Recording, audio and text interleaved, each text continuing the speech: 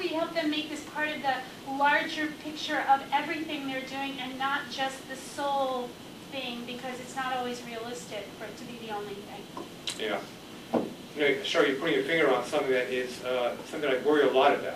I would guess that if we took the entire universe of young people being trained for the rabbit, okay, you get 90% plus, you know, saying to this analysis, yeah, this is how I see it also. Exactly. They may not be able to frame it right now, but they heard it, they would say, yeah, this sounds right, I'm coming out of that generation. Totally. And then their first job, you know, they become an assistant rabbi in a synagogue or get their own place, whichever it might be, and they see something very, very different. And their inability to navigate the gap between the vision that that is still somewhat inchoate, but they have a sense about where they want to go, and the reality that they see on the ground, the people who, you know, come to the committee meetings, the people who are on the board, the people who come to shul, whatever else, is so frustrating because we haven't equipped them with the tools to engage in change management and, you know, the OD skills, which tend not to be. I think some senators are moving in this direction. I see actually, and we maybe should talk about this more offline, because I get a balcony view of 9 seminaries at my retreats. I see some senators really making tremendous progress in terms of providing some of these organizational change skill sets to their students, on others are not yet there. And it's a train wreck waiting to happen, because what happens is rabbis with great idealism, I've seen so many crash and burn when they can't even come close to their vision in their first or second job, and they assume that they're not cut out for it. And maybe they're not, but I think if they want to have, we want to optimize their chances for success. We need to kind of give them some of the skills to say, here's what you're going to face, and here's how you move an institution from point A to point B. So it's a huge issue, and one I think somebody need to grapple with. Yeah, please.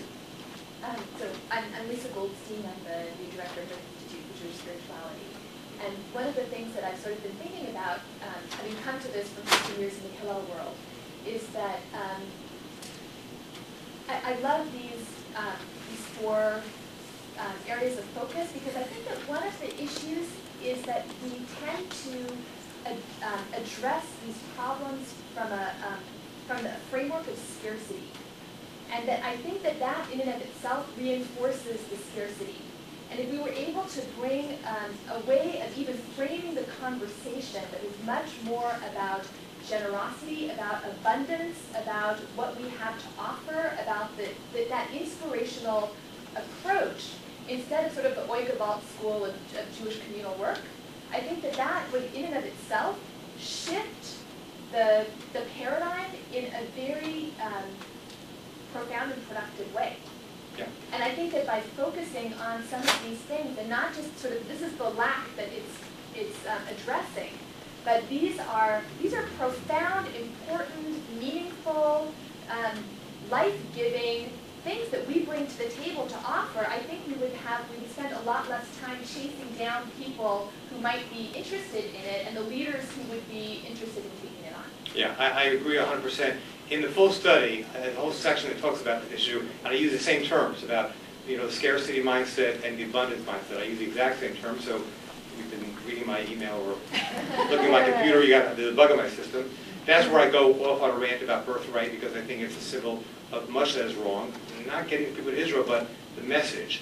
And I make the observation that all the institutions of Jewish life right now, synagogues, JCCs, you know, elder care, if you look in the private sector, places that provide this with quality actually make money doing these things. So the Jewish community says, no one will come to these institutions unless we subsidize it, you know, in a significant way and put it at an under market price. But if you look in the private sector, all those places make money. So if we think differently and say, Jews actually have money and we can provide that need, let's go for broke. Let's believe in ourselves, have the confidence to say, we don't have to subsidize this anymore. Let's compete in the marketplace and say, if we're going to provide that to Jews, you know, it should pay for itself. I'm there.